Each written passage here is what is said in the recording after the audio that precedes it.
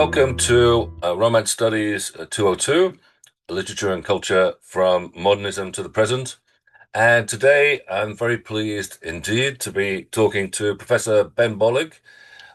He is a professor of Latin American literature and film, and also tutor in Spanish in St. Catherine's College, Oxford, and has written extensively on particularly Argentine literature, culture, poetry, fiction, and is the co-editor of Latin American Cultural Studies, a reader. Ben, if I may, thank you so much for your time. We're going to be talking today about this book, Mad Toy, by the Argentine author Roberto Arlt. Two Spanish editions there. And my opening question, how would you approach this book? Thanks, John. Thanks for the invitation as well, and also for inspiring me to go back and reread a novel, which I really enjoyed. Yeah, and I think that the way I think about this initially is from the point of view of literary genre, which is what sort of book have we got here? And it's very much a hybrid text. And so as you read it, although it's a very short novel, there's a lot packed in, and there's a lot of types of novel. So it's in these four parts, but each part essentially is in and of itself a different type of novel, and within those different types of novel, there's a variety of genres here. So it's kind of a picaresque. And if you think, what does the picaresque do? The picaresque takes us on a journey through society, often satirically, and we see how through the different jobs or the different masters that the picaro has, different parts of society are portrayed and often satirized. And that kind of happens here through the way Astier has these different roles and these different jobs. It's also a kind of social realist novel as well. There's actually a lot about it that's a really, vivid and really detailed portrait of Buenos Aires, Argentina in the 1910s, and this incredibly dynamic, fluid, changing city. Is Argentina's been radically changed by migration, particularly European migration, growth of the working class, new trades, new professions, new unions, new political parties. So it's kind of a social realist novel as well. But also, it's got all these really colourful characters who wouldn't at all be out of place in Dickens. Characters like El Rengo, for example. There's various characters who are mean or who are in some way kind of physically distinctive. They're often kind of quite uncharitably portrayed, but they're certainly very memorable. So yeah, I think the first thing I'd think about is the way in which this is very much it's a hybrid, it's a mix of different styles and different genres.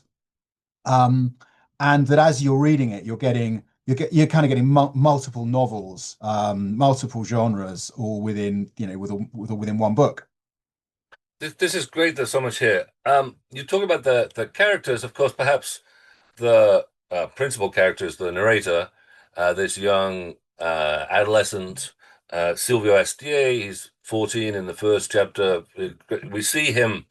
We see him trying to find a place for himself, I suppose, in this, as you say, rapidly changing society.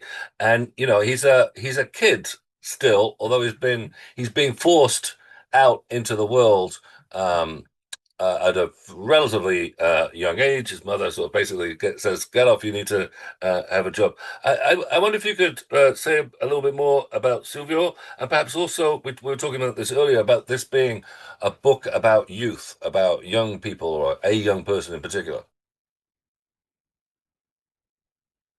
Yeah, so Al drew a lot on his own experiences, even to the surname, the fact that they've got this surname that's very difficult to pronounce, Astier, Alt, that they're not criollo, they're not Argentine Spanish names. They're surnames that very much represent this big influx of European migration. And Al himself talked about, and his characters talk about this desire to make a name for oneself, which is to say that if you have a name that doesn't fit in, that doesn't belong to a patrician family or anything like that, that you have to find success in one or another field so that people actually, know your name and pronounce your name. But yeah, as you say, he's a kid, he's a teenager, but he's forced into the world of adulthood because of financial necessity. Because like many of this new emerging members of the new emerging working class in Argentina, they can't rely on inherited wealth. They can't rely necessarily on the support of the state. So they've got to go and look for a job. And part of what this story tells is a series of failures, which is to say, he starts with that that most honourable of professions, which is thieving. So he starts as a criminal, and that fails. And then he tries in the in the book profession, or he's a paper seller, and that fails. And then he decides that he's going to sign up for the army, and there he's dismissed for having too many ideas. And so that journey, of, I suppose, sort of disillusionment, isn't it? It's here are all the promises. So, so you can, if you work hard, if you get a job, if you sign up for the army, you can go and you can become you can become someone, you can make a name for yourself. And so part of the process of his growing up is this process of disillusionment, and this discovery that all of these promises that society makes him actually turn out to be lies, turn out to be false. And so that's what leads up to, I guess, his development as a character, Astier's development as a character, and in the end, the denouement of the novel and the decision that he makes, what he does to eventually, what he finds, what he feels himself forced to do to get ahead in this particular society. And it also, a lot of the other characters, some of the maybe more disagreeable bits of the novel are these portraits of some of his, again, very vivid but often slightly distasteful characters. So there's a kind of teenage element to this in terms of the characters, as well as the way it's narrated. So yeah, absolutely. It is a novel about adolescence and about growing up, but avoiding a lot of the cliches that we associate. It's not a Bildungsroman. It's not a novel of development in the traditional sense. It's not, kind of how I made my fortune, how I made my name. Or wait, it kind of is, but in the denouement of the novel, in a surprising way. And I want to pick up on the name bit for just 1 second. I think you've mentioned this, but to say it again, these are signs that this modernity, this rapid growth in Buenos Aires, is in large part a product of immigration, and so it's because these are foreign names, right? These are names that are not Criollo, as you said, are not Spanish names. They reflect the diversity of the, I don't know, I would say multitude that is emerging in Buenos Aires at this period. But back to Yeah. SDA a little bit, and yeah, this notion that he's trying to find a place for himself, make a name for himself, and this series of failures. I mean, he's caught, isn't he? Or this is one aspect of his personality.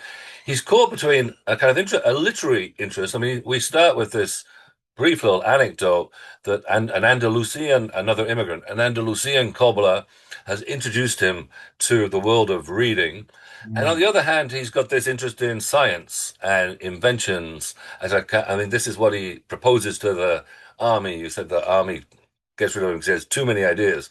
But there's this sort of interest in, yeah, in invention, in technology, in these new apparatuses. I wonder that, yeah, that I'm interested in that split, but it's also complementary between literary invention, perhaps, and technological invention.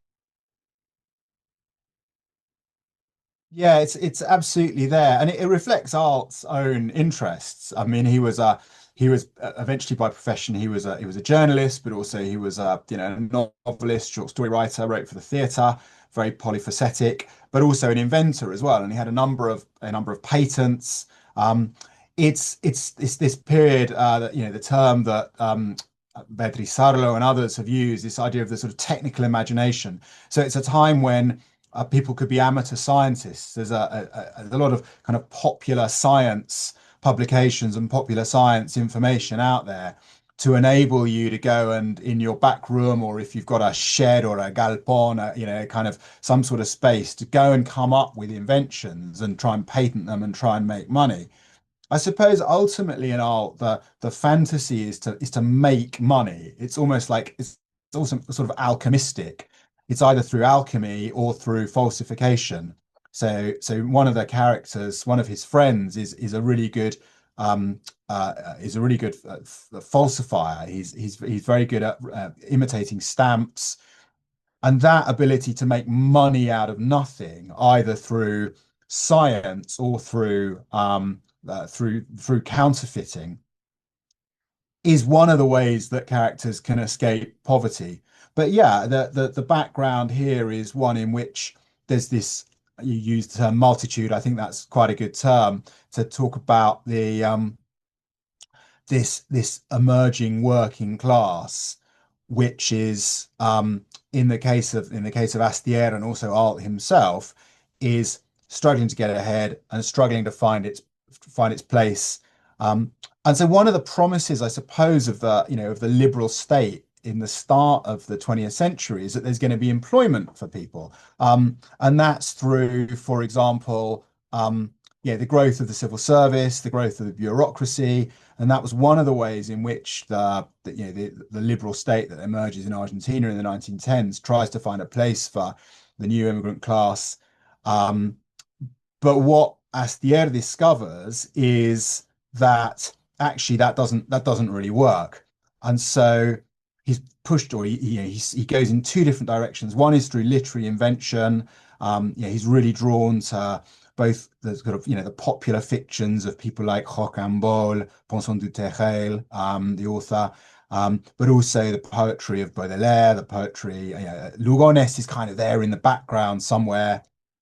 Um, Leopoldo Lugones, the Argentine poet, but then also drawn towards science and invention. And what does he discover is that actually his attempts to make it as a writer, well, it turns out that this sort of dandy figure who promises to take him under his wing actually just dismisses him. And the one place where he thinks that they must need people with a technical imagination, with scientific ideas, which is in the military. Again, that turns out to be a dead end, and he's thrown out before he's even got his first stripe. Yeah, this is all fantastic. We're coming towards the end. I want first of all actually to pick up on the question of invention. It seems to me a very Argentine way of approaching that. This sort of idea that in your shed you can come up with something.